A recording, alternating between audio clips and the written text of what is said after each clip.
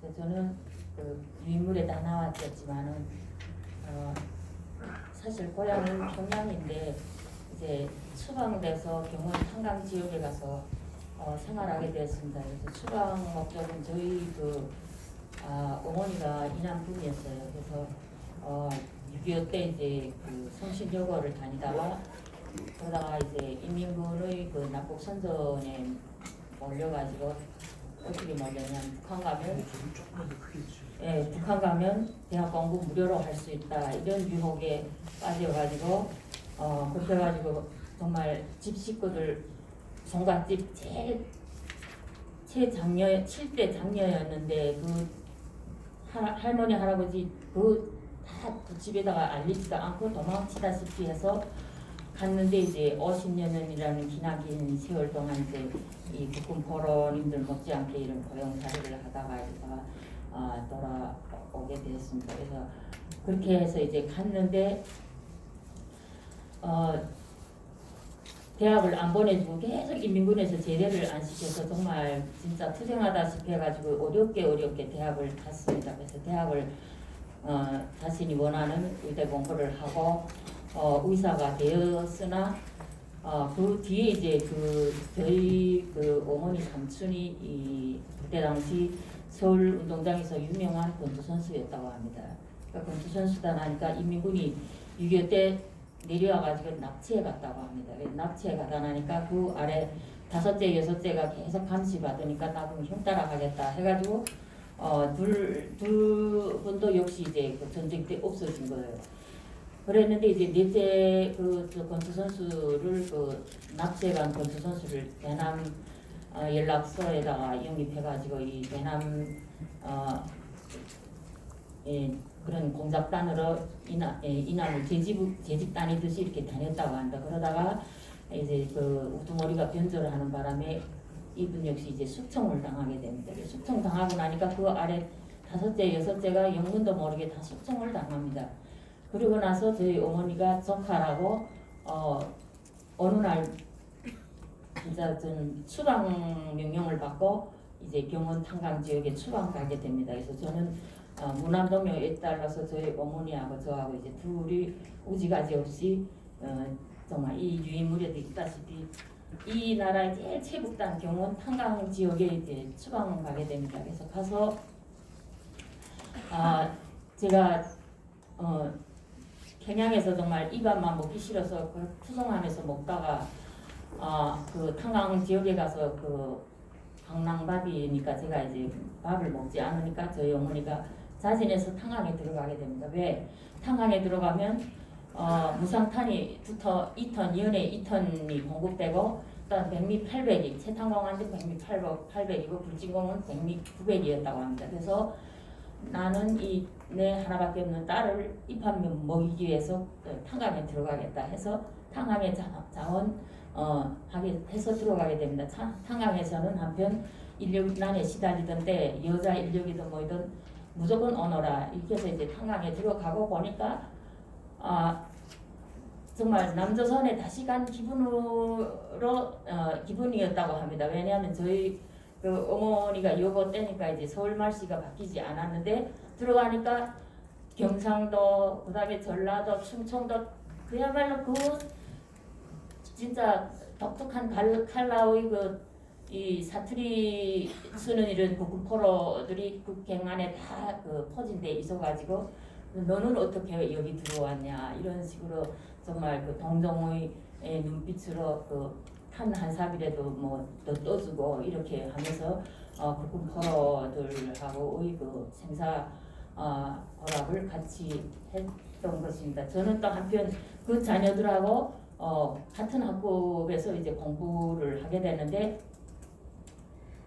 이제 애때 이제 많이 저는 평양에서 추방 가가지고 양치하면 놀림도 너무 많이 받았어요. 그래서 수업 시간에 공부할 때도 제가 아는 거 말해도 양치 같은 게 말하지 마. 평양에서 쫓겨와가지고 이런 수모를 받으면서 이제 공부를 하게 되는데 어느 날 잡담하는 시간에 내 고향은 어디다 이런 말을 하는 도중에 한 애가 이제 내 고향은 네 목걸이다 이런 말이 나가지고 폭설을 터뜨린 적이 있었거든요. 그래서 내 먹거리 뭐냐 하니까 43호들이 저 살던 데 있어 이런 말을 해서 내 먹거리라는 거 알았습니다. 그래서 제가 여기 유인물에는 있지만은 여기다 지금 크게 좀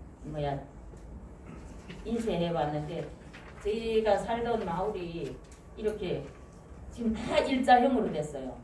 일자형 그 1동 10세대, 7세대 이렇게 됐는데 여기 이제 이 네모골 마을만 딱 네모골로 돼 있어요.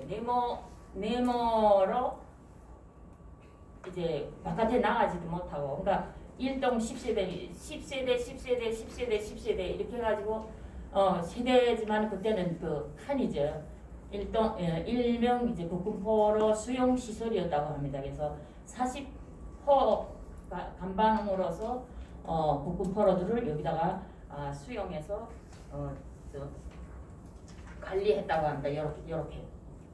이렇게 돼가지고 여기 출구가 딱 하나 되고 이렇게 수용돼가지고 국군포로들을 관리했다고 합니다. 그래서 이분들 이제 차츰 평항일도 잘 적응하고 이렇게 하니까 그 다음에 이제 그 생활도 시키게 했는데 그 가정을 묻게 했는데 다 가정을 묻은 그 가족들을 보면 여자들이 다 재가자리나 그리고 또한 불구나 이런 그 문제 있는 여자들과 다 이제 그 가정을 있게 하고 이렇게 하는 군포로들의 생활을 이어왔다고 합니다. 그래서 저희 학국에만 해도 뭐 강춘실이 그다음에 장동숙이 그다음에 민순복이 임재숙이 이렇게 4명이나 이제 그 군포로 자녀가 있었거든요. 근데 얘네는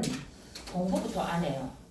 왜? 자기네가 대학을 못 간다고 하니까 공부부터 안 하고 그래서 가난을 앉아서 앉으라면 앉고 서라면 서고 그래서 이거만 하고 단 걔네 집에 학교 가자 하고 저 찾으러 가면 그저 그야말로 백미밥을 이렇게 건져지게 사발에다 떠놓고 먹는 그 즐거움밖에 없었습니다. 그래서 그런 속에서 이제 국군포로 마을에서 제가 생활을 했던 것입니다. 그래서 이분들은 대학이나 이민군대 가는 거는 정말 천국 생활이나 그렇게 된다고 생각하고 이분들은 꿈조차 꾸지 않고 그 자녀들이 이렇게 생활했습니다. 그래서 저희 동네 군토 태비아바이라는 별명이 있었는데 이분 역시 국군포로였습니다. 그래서 이분은 다 연녀에서 퇴직해가지고 탄광에 다니지 않았는데 이제 자식들이 이제 출가 가서 사는 자식들 집마다 계속 군토를 날랐어요.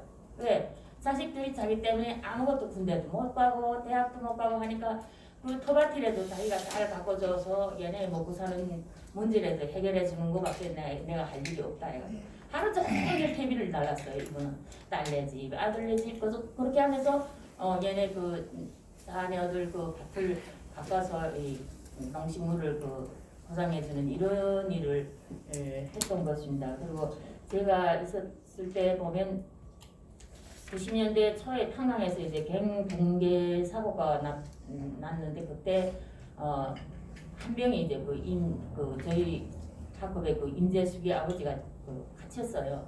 갇혀가지고 이틀 만에 이제 이 구조대가 이제 파가지고 했는데 그때 분당 책임 비서가 여기다가 설탕을 2kg 내려보냈다고 합니다. 그러니까 그 설탕을 2kg 넣고 그렇게 언지발 씻고 모여 넣고 울었다고 합니다. 그래서 김일성 원수님 고맙습니다. 뭐 이렇게 하면서 울었다고 그렇게 해가지고 그때 대단히 선전을 많이 했던 기억이 있습니다.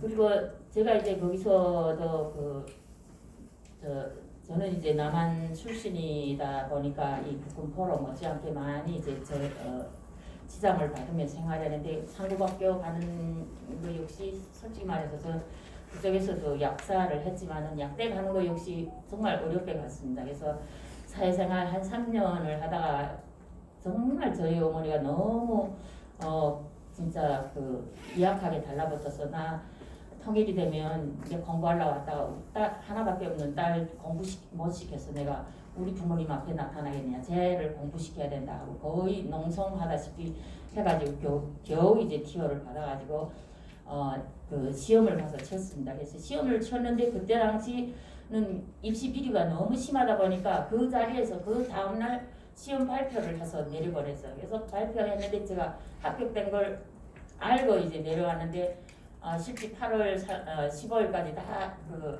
합격 통지서를 다 받아가지고 자기 학교에 가는데 저만은 안 왔던 거예요. 그래서 왜 이러지 하다가 저희 어머니가 이상한 생각이 들었는지 더 교육 못시키게 가는 거예요. 근데 그 가는 날이 장날이라고 가다가 이제 수해 때문에 이제 기차 설교가 끊어지고서 그래가지고 이제 그 기차에 탔던 분들 다 내려서 뭐 걸어가든지 어찌든지 못 간다 이렇게 하다 보니까 산길로 이제 걸어가는데 걸어가다가 이제 그 더둑한데 이게 그 서지품이 다 더둑 마치다 나니까 빈털터리가 돼가지고 그래가지고 또 가던 길 멈추지 말아야 된다 해가지고 물 한 모금을 좀 먹으면서 겨우 이제 그 더 교육 문 손잡이를 잡고 쓰러지는데 왜 그러냐고 자처지종 그러니까 내가 이래서 이만저만에 왔다. 이게 무슨 야로가 있는 것 같다. 그래서 다 알아보니까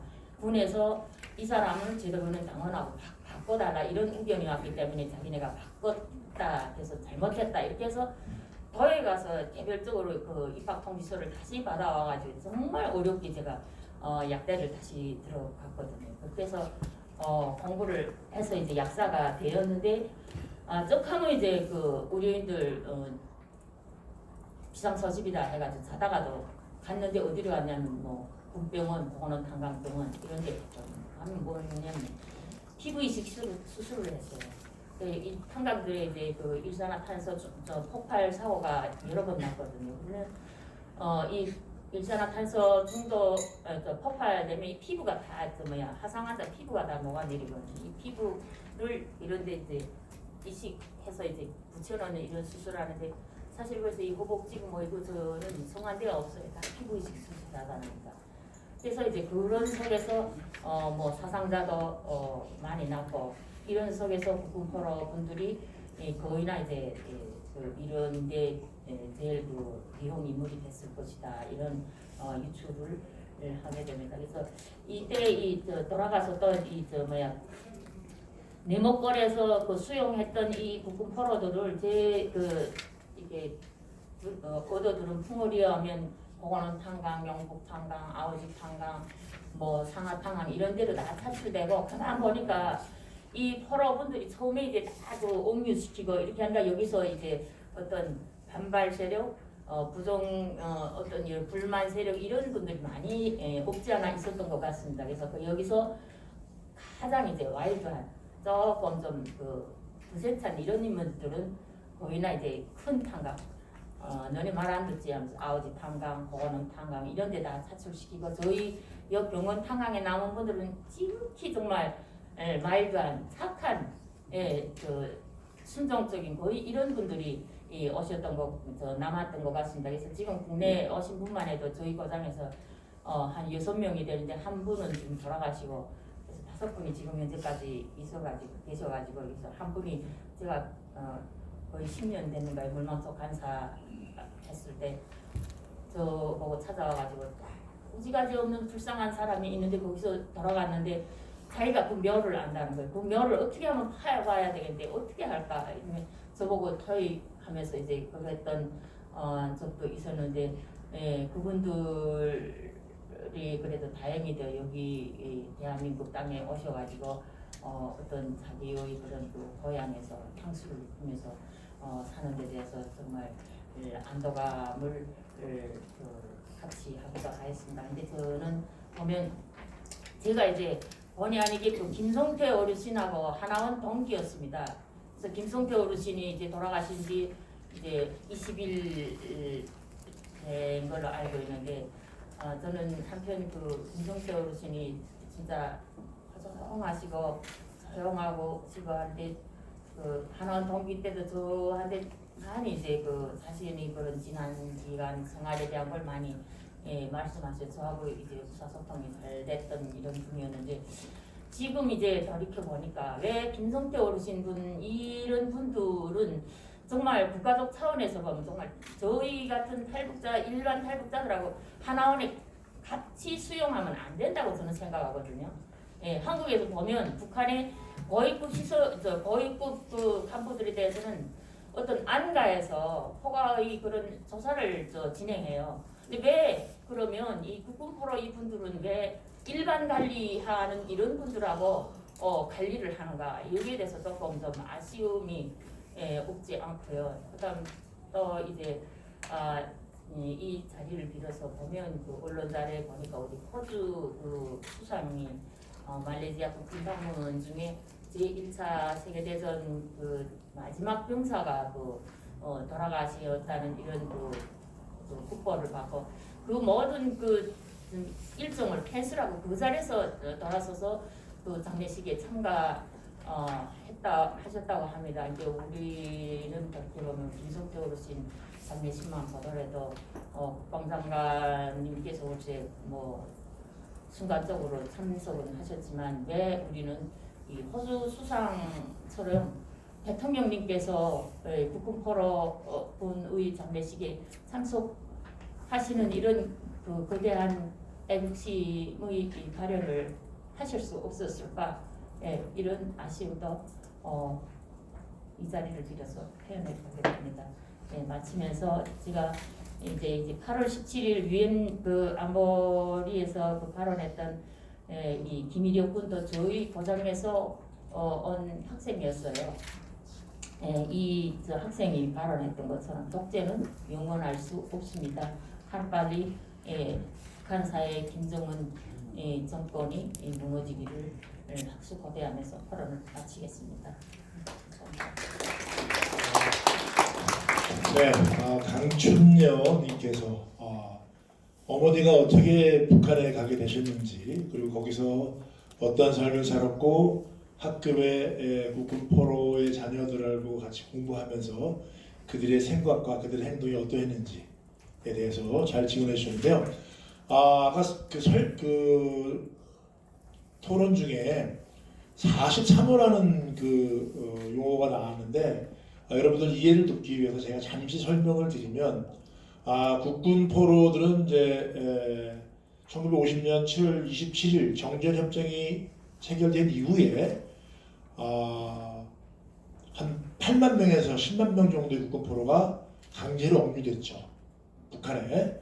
그들은 아까 말씀하셨지만 그 평양이라든지 이런 데 저울복구 사업, 교량 복구, 또 그 건설에 필요한 광산, 채굴, 그다음에 탄광에서 캐는 이런 그 저울 복구 사업에 투입이 됐는데 이때는 국군포로의 존재를 감추기 위해서 내무성 건설대는 군대 조직으로 다 투입을 시켰습니다. 그래서 1953년 9월부터 내무성 건설대에 투입을 했다가 약 3년 뒤죠. 1956년 6월 달에 내각결정 143호에 의거해서 그 국군포로들을 다 북한 공민으로, 북한 주민으로 편입을 시킵니다.